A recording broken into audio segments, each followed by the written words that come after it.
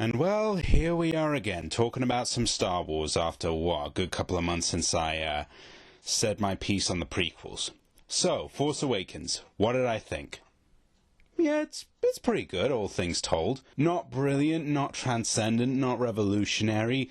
Certainly has a few hiccups here and there, but I think the important thing to bear in mind, and the thing that I feel got really diluted and kind of pushed aside in the face of all the hype and all the anticipation, was the fact that Force Awakens had a very obvious mission statement to get everyone back on board.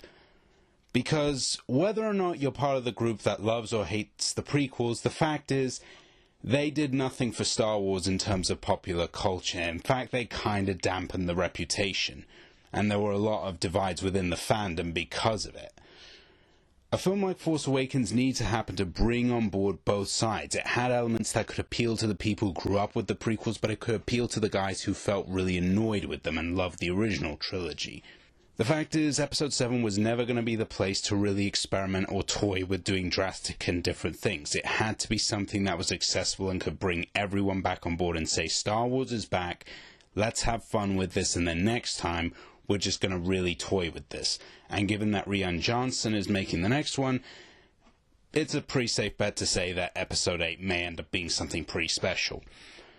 But enough gabbling. Yes, it is, for all intents and purposes, a little too similar to New Hope, though really a lot of people seem to be throwing that around without any real understanding. In terms of just some of the beats, yeah, it's similar, but in terms of the events, in terms of the characters, in terms of how it feels, I never got a sense of deja vu while watching it. I never thought, wow, I'm just watching basically a special edition of Episode 4. I thought, wow, this film has points in it that are similar, but it does it in that way that's more homage. It's building on solid roots, and really, didn't we spend most of the time when we were talking about the prequels complaining about how far they strayed, how they tried to be this weird Oliver Stone movie for kids with politics and all this stuff, and now we're going back to the whole cheesy sci-fi action adventure mythology western kind of roots that the series was originally built on.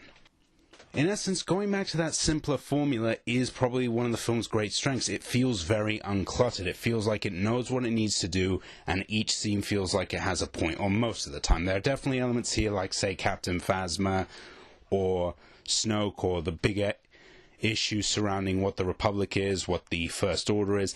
A lot of that stuff is very thin here, and it's obvious. It might as well just have a sign saying, we're going to deal with this later, we're going to develop this more.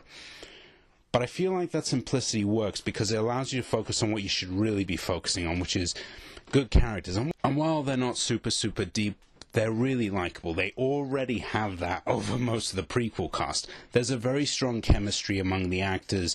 It's clear Abrams really focused on kinesia in a weird way. He focused on actors who could really bounce off each other.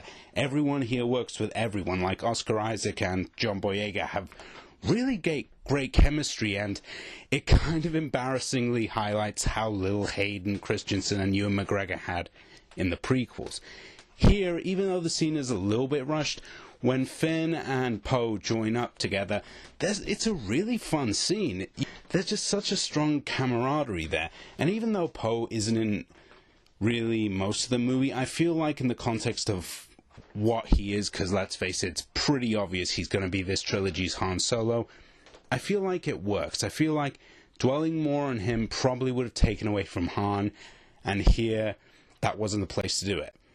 Wow, I feel like I'm saying this wasn't the place to do it a lot when I'm talking about Episode 7. But I really like Daisy Ridley. She's an absolute revelation. She's very charismatic. She's very likable. She definitely has big movie star in the making with her. John Boyega's really good. It's good to see him just getting bigger and bigger projects. Oscar Isaac is probably the best he's ever been, and he's had quite a good career behind him, and everybody is good. Yeah, you got people like Andy Serkis and Max von Sydow who are underutilized, but in the case of Andy Serkis, we're going to see more of him in the next film, so I wouldn't worry as much. And with Max von Sydow, you kind of want sort of this veteran actor to just kind of anchor the story when you're opening it. The big thing that everybody is talking about is Kylo Ren and Han Solo, and what's weird about it is that, well, in terms of Kylo Ren, I think that for the most part he is pretty good as a character. I like that they sort of turned the Darth Vader trope on its head, where he's an ordinary man and he's kind of petty and whiny, whereas Vader was tragic and grand and very sinister. And it sort of serves as a contrast between him and Daisy Ridley's character, Rey. It really sort of highlights the differences between them. There's sort of a great yin-yang dynamic there. You know, and of course, Han is as lovable as ever. Harrison Ford slips back into this role effortlessly.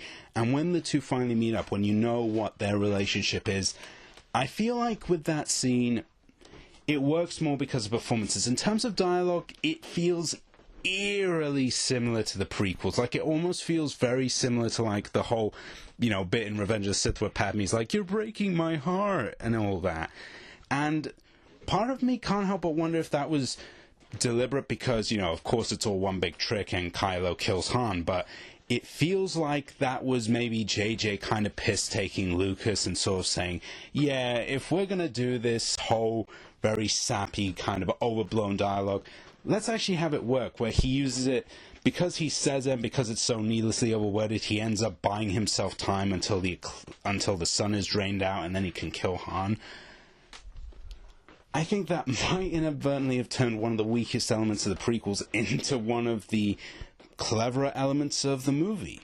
So if that was what happened and it wasn't just, say, a rushed rewrite, then congrats, you know, JJ and Lawrence Kasdan and Michael Arndt. That was actually legitimately good move there, and a way to sort of play with some of the popular conceptions of the franchise's more recent entries. BB-8, of course, is adorable and is basically everything that Jar Jar was meant to be, but completely and utterly failed at. He's cute, he's adorable, but he's also very funny. That amazing little bit with the, you know, with his little lighter being his thumbs up. Everybody in the theater was cracking up when that happened. And, you know, he doesn't feel like a diet R2. He doesn't come across as a cheap chimp to just rehash that. He feels like his own entity, and I can't wait to see that little bugger in more of these movies. And indeed, speaking of that, effects are great, really love the practical stuff, and what CG they use feels justified. The location filming is great, really love a lot of the landscapes and cinematography they chose. It has a strong sense of variety. We go from snow to desert to mountains to forests. It's really varied, and I like that. Dare I say it's probably more varied than A New Hope was. So you really feel like you're on this big spanning adventure. John Williams' score, while not necessarily being among his most memorable, is still really good and complements everything well. It complements the characters, gives you an idea of their personalities through the music, underscores the action scenes perfectly, gives perfect punch to certain emotional moments, and it just fits like a glove. It's what you would want it to be, and I really can't wait to see what he does next time. Plus, when it comes down to the final lightsaber battle, going back to what I was saying at the beginning, was sort of finding that mid-ground, it definitely feels more elaborate and bigger than any of the, well, comparatively speaking to most of the fights in the original trilogy, but it's not over-choreographed like what happened with the prequels, where everybody just jumps around and, like, does random lightsaber twirls and things that really have no use in combat. Like, go back and watch most of the prequel lightsaber battles and notice how many times Lucas has characters jump or flip for no reason. Like, it's not like they're dodging blows, they literally jump for no reason. Here, anytime a character does something athletic, it feels justified. And it's kind of interesting because in all the other battles, it's very much sort of the good guy taking it to the villain, whether it's Darth Vader or Darth Maul, or it's sort of a, you know, a war of attrition. Here, Rey is actually running away from Kylo, and that's kind of a novel approach to a lightsaber battle, where it's not just two people going at it. Here, you know, Rey is not fully trained yet, and she decides to try and maybe use the environment to her advantage, and sort of, even to a certain extent, I can't help but wonder if she is trying to tire Kylo out as well, because in the end she's able to overpower him when she connects to the Force. And sort of as well exploit his arrogance, you know, because she's moving all over the place and he's following after her, and she ends up making him madder and madder, and he starts losing concentration. Again, really cool idea, and a bit more thought than what Lucas did, where it was kind of like, you could tell he loved old martial arts movies and tried to put that into the prequel fights, and it kind of didn't work if you really stop and think about it. Whereas here, it felt like if it needed to be theatrical, it served a purpose.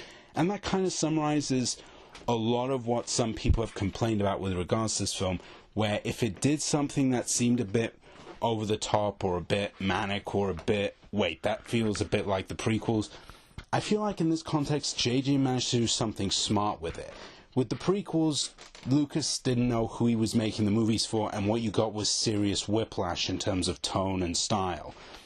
Here, if there's ever occasionally a derailment, it's either because they're building this up for later, or it feels almost like it's an in-joke. Like, JJ, because he's a big Star Wars geek, knows all these elements that fans have complained about forever and decided to squeeze little jokes in there, or little references and things.